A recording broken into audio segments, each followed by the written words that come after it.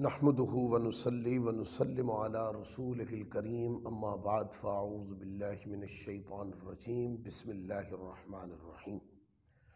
अल्लाह रब्बुल इज़्ज़त का शुक्र है कि हम अपने सिलसिलावार दर्स अल-अदबुल मुफ़रद के साथ फिर हाज़िर हैं और आज हम बाब नंबर 110 और हदीस नंबर 214 से शुरू कर रहे हैं।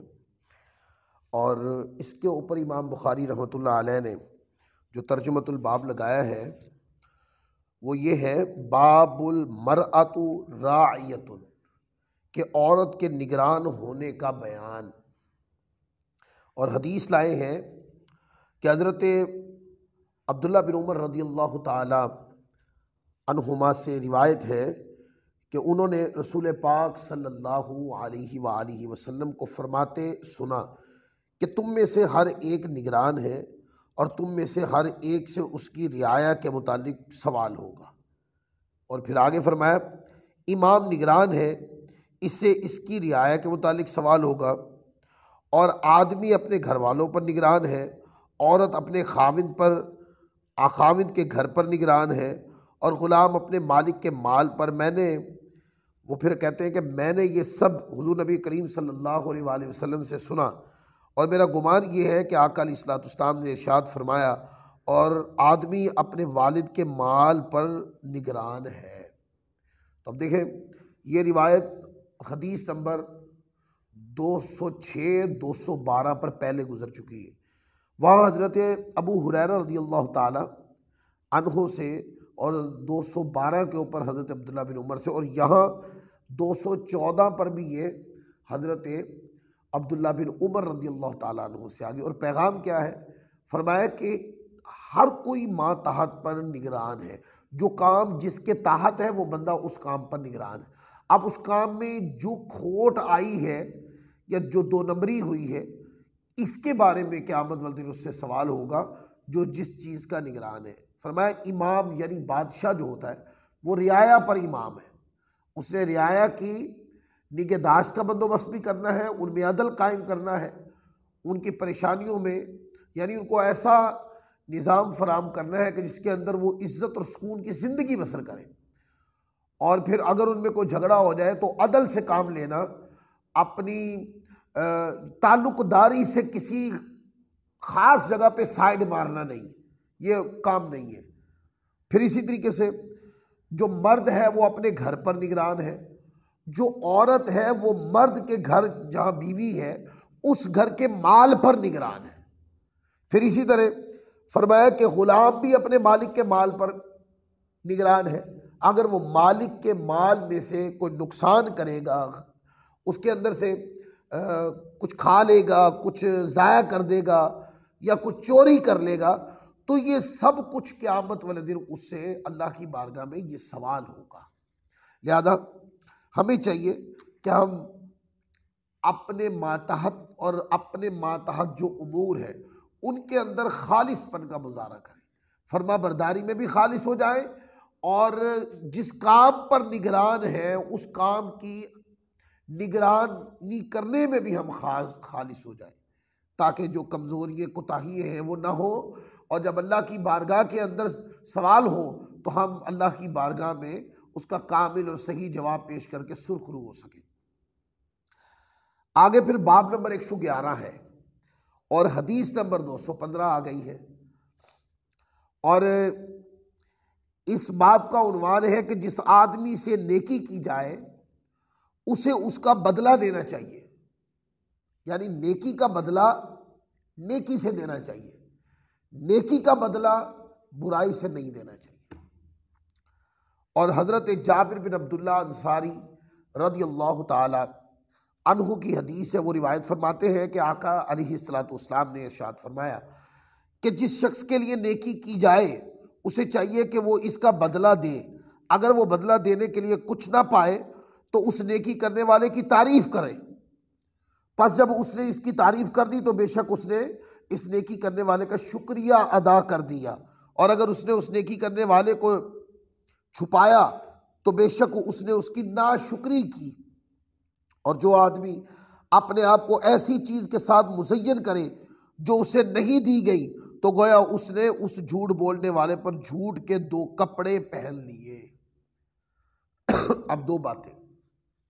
पहली बात यह है कि अगर कोई बंदा आपके साथ एहसान करता है, अच्छाई करता है, नेकी करता है, तो अब तरीका यह है कि अगर उसने नेकी की है तो उसके साथ भी हुस्न सलूक करें, और अगर आपके साथ हुस्न सलूक या आप उसके बदले में कोई उस तरह की नेकी नहीं कर सकते तो फिर यह है कि आप उसके काम की तहसीन करें, शुक्रिया अदा करें उसका, और लोगों में ये बात बयान करें कि यार फलां मामले में इन्होंने मेरी मुआवनत फरमाई थी।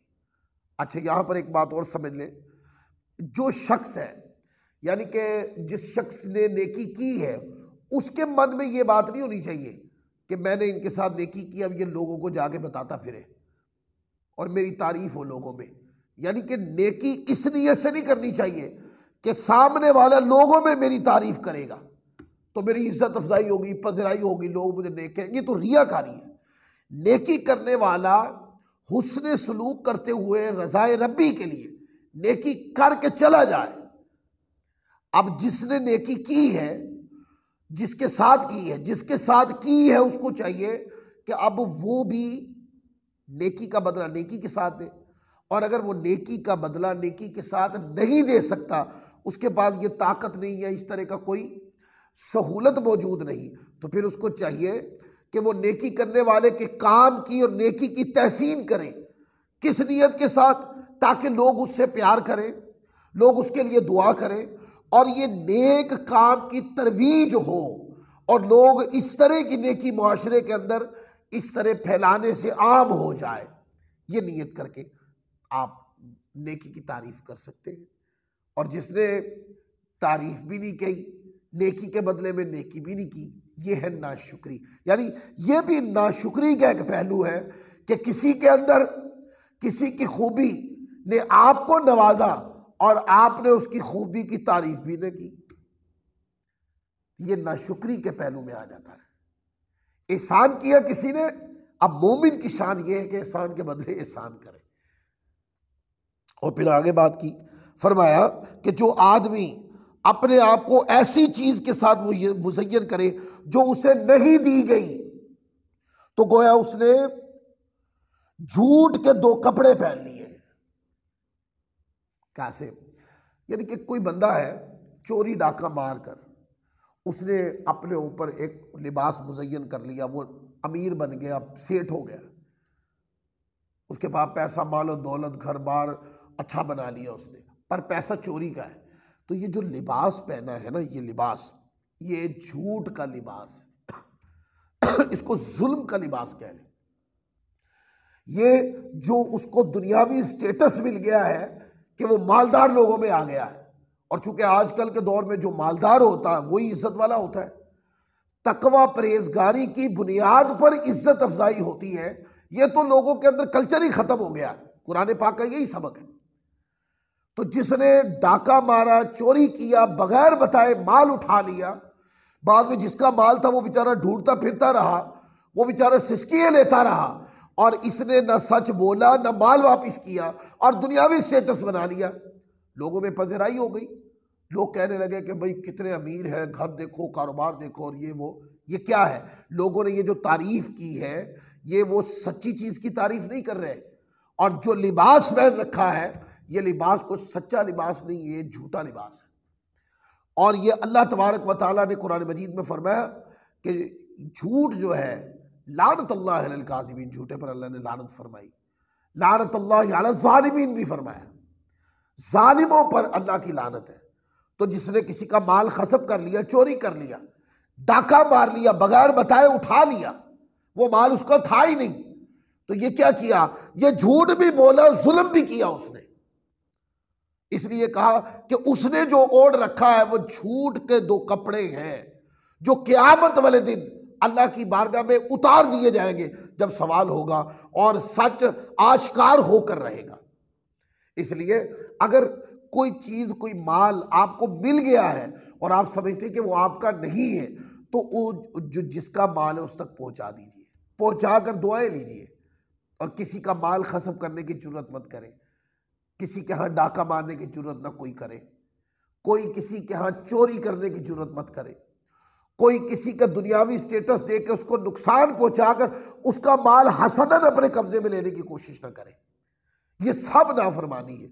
और इस हदीस पाक के अंदर यही तरबियत की गई है कि नेकी का बदला नेकी, बुराई का बदला बुराई से नहीं दिया जाता। ये मोमिन की शान नहीं। बुराई का बदला वो अच्छाई से देता है और अच्छाई का बदला भी अच्छाई से देता है। ये मोमिन की शान। फिर आगे ये रिवायत अगर आपने सियासता में पढ़नी हो तो सुनन अबी दाऊद में 2 मुकाम पर इमाम अबू दाऊद रहमतुल्लाह अलैह लाए, 4813 पर और 4814 पर। तिरमिज़ी में भी है, तिरमिज़ी में 2034 पर। तो सियासता की 2 किताबों में ये मतन मौजूद है, वहां पढ़ा भी जा सकता है।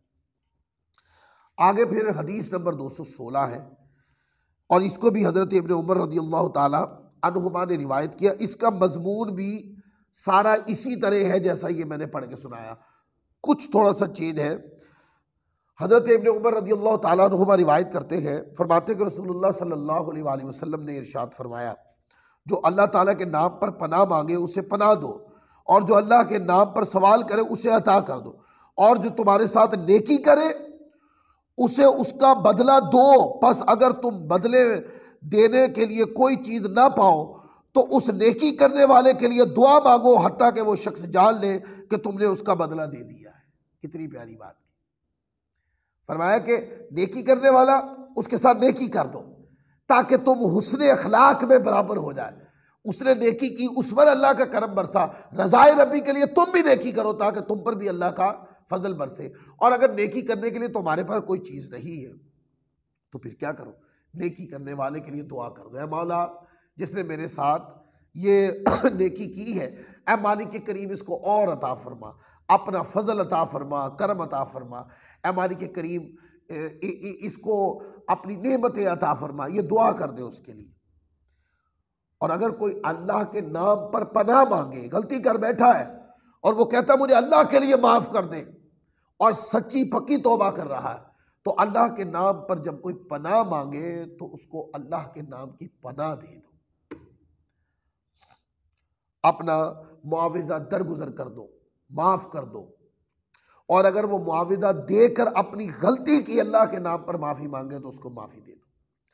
कि माफ़ कर देना ये अल्लाह तबारक व तआला की अज़मत व शान है, और जब बंदा माफ़ करता है तो अल्लाह तबारक व तआला उस बंदे को भी माफ़ फरमा देता है। सुनन अबी दाऊद के अंदर 1672 पर इस रिवायत को पढ़े, 5192 पर 9 पर भी पढ़ सकते हैं। सुनन नसाई के अंदर 2567 पर भी ये रिवायत पढ़ी जा सकती है सियासता में। आगे है बाब नंबर 112। बाब नंबर 112 है कि जो बदला देने के लिए कोई चीज़ ना पाए वो नेकी करने वाले के लिए दुआ कर दे, जैसे ये रिवायत मैंने पढ़ी। और नीचे हज़रत अनस इब्न मालिक रज़ियल्लाहु ताला अन्हु की रिवायत आ गई। यानी पिछली रिवायत हज़रत इब्न उमर से थी और मतन के अंदर यही चीज़ थी कि अगर नेकी करने वाले के साथ नेकी ना कर सको तो उसके लिए दुआ कर दो। अब यही मतन हज़रत अनस इब्न मालिक से भी आ गया। रिवायत करते हैं मुहाजिरीन साहबा किराम ने अर्ज़ की, या रसूलल्लाह, सारा अजर सवाब तो अंसार किराम ले गए। आप सल्लल्लाहु अलैहि वसल्लम ने इरशाद फरमाया कि नहीं, जो तुमने उनके लिए अल्लाह ताला से दुआ मांगी और जो तुमने उनकी तारीफ़ की, इस पर तुम्हारे लिए भी और उनके लिए भी बराबर का अजर है। यानी कि मुहाजिरीन अंसार जो थे, जब मुहाजिरीन आए तो अंसार ने खुले दिल से उनके ऊपर खर्च किया। तो मुहाजिर साहबा किराम ने अर्ज़ की, या रसूलल्लाह, अंसार तो अजर से भरपूर हो गए, इनको तो बहुत अजर मिला। फरमाया हाँ, उन्होंने नेकी की, उनको अजर मिला, और जो तुमने उनके लिए दुआ की सो तुमने भी नेकी की, लिहाजा दोनों अजर में बराबर हो गए।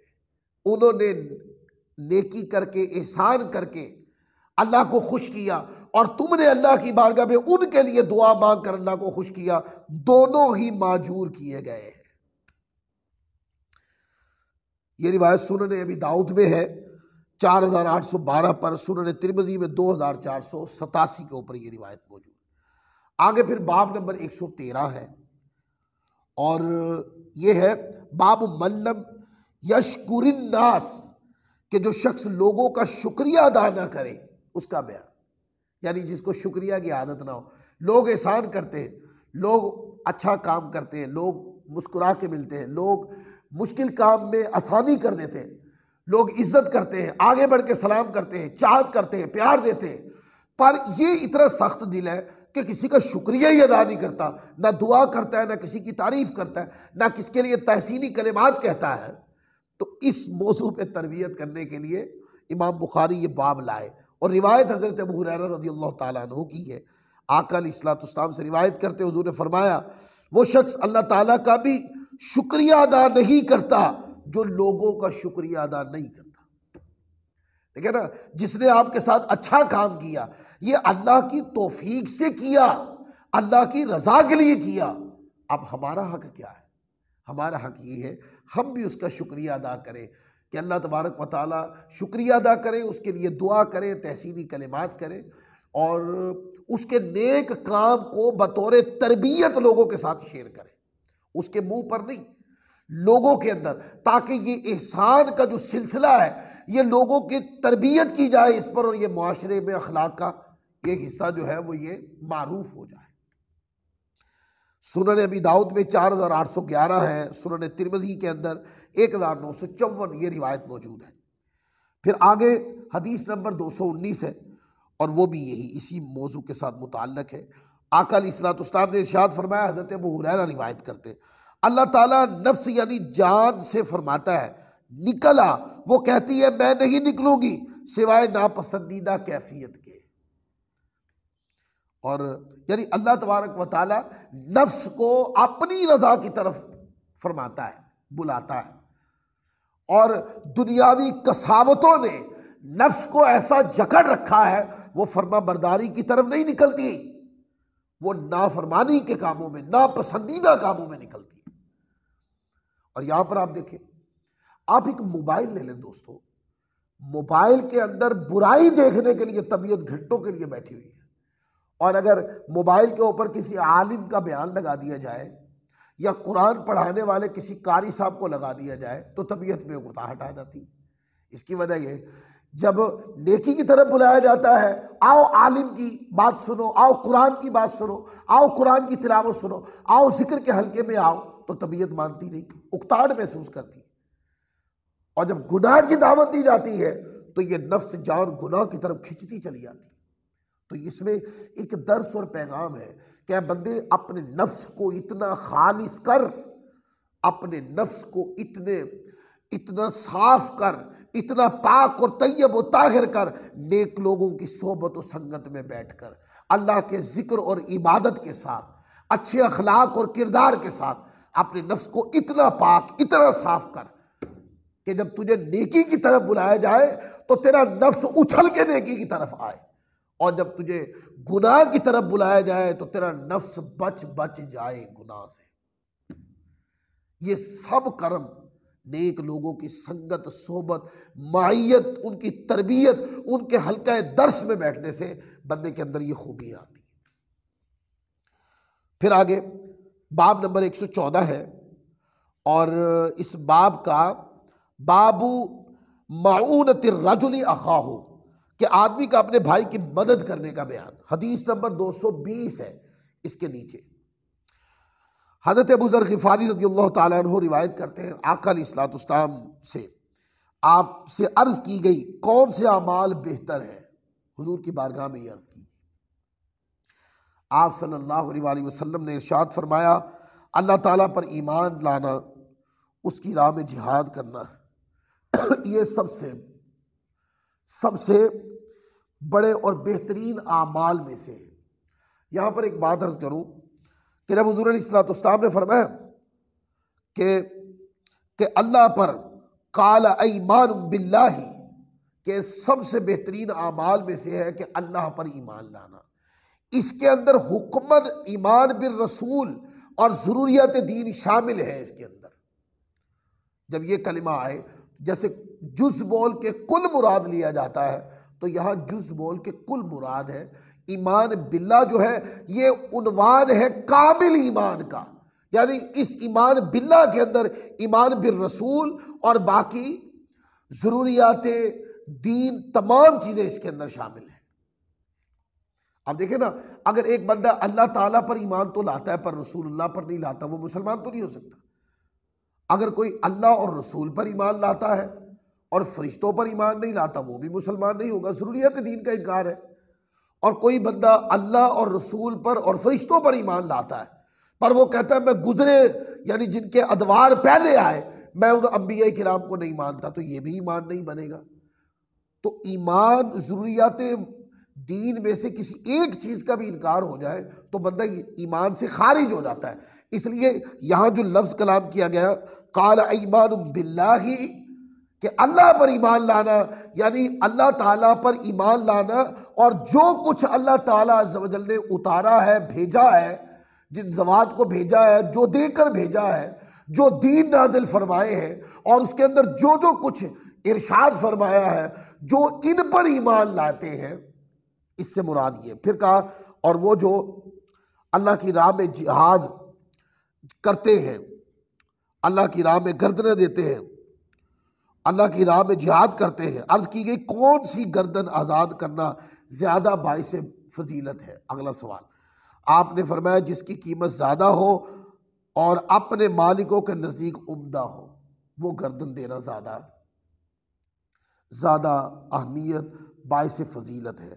उसने कहा आप क्या फरमाते हैं अगर मैं इनमें से कुछ अमल न कर सकूं? तो आपने फरमाया किसी मोहताज की इमदाद कर, या जो कोई चीज़ ना बनाना जानते हो उसके लिए बना दे, यानी जो चीज़ ना बनाना जानता हो उसके लिए वो बना दो, आसान कर दो उसका काम। उसने कहा अगर मैं आजिज़ हो जाऊं तो फिर आप इस बारे में क्या ख्याल फरमाते हैं? आपने इरशाद फरमाया लोगों से अपने शर को दूर रख, क्योंकि ये सदका है जो तू अपने आप पर कर रहा है। कितनी प्यारी बात। फरमाया अल्लाह पर ईमान लाना बेहतर अमाल है, जिहाद करना बेहतर अमाल है, और वो गर्दन जिसकी कीमत और अहमियत ज़्यादा है वो अल्लाह की राह में देना, ये सबसे फजीलत वाली बात है। और पूछा कि अगर ये सारे बड़े काम में ना कर सकूं, यानी कि कीमती गर्दन ना दे सकूं, तो फिर क्या? फरमाया किसी मोहताज की मदद कर दो, जाओ, ये भी बेहतरीन कामों में से। और फिर यूं सवाल होते रहे और कहा कि अगर ये सब न कर सकूं तो फरमाया कि फिर ऐसा करो कि अपनी जात के शर से दूसरे लोगों से महफूज, अपने शर से दूसरों की हिफाजत करो, यानी अपनी जात के नुकसान से लोगों को बचाओ, कि किसी को तकलीफ ना देना जो है, फरमाया ये भी सदका है। अल्लाह अकबर। आका की तरबियत कैसे सीनों में उतर रही है, क्या अंदाज़े तरबियत है। फरमाया लोगों को फायदा पहुंचाओ। अब लुबे लुबाव ये है कि नेकी क्या है, अफजलुल उमूर क्या है, बेहतर आमाल क्या है। उनमें यह है कि तू दूसरों के साथ भलाई कर, और अगर तू कर नहीं सकता तो फिर अपने नुकसान से लोगों को बचा, कि लोगों को तकलीफ से बचाना, फरमाया कि यह भी सदका है और पसंदीदा उमूर में से। यह सही बुखारी में 2518 पर है ये रिवायत, मुस्लिम में 84 नंबर पर यह रिवायत मौजूद है, सुनन अबी दाऊद में भी यह रिवायत मौजूद है 4599 पर, नसाई में है 2 मुकाम पर 3129 पर, 5507 पर, सुनन इब्ने माजा में भी ये रिवायत है 2043 पर। तो आज का दर्स हम बाब नंबर 113 और हदीस नंबर हम 220 के ऊपर आज का दर्स ख़त्म कर रहे हैं। फिर इंशाल्लाह अगले दर्स के साथ फिर हाजिर होंगे। अल्लाह ताला हम सबको अमल की तौफीक अता फरमाए। वमा अलैना इल्लल बलागुल मुबीन।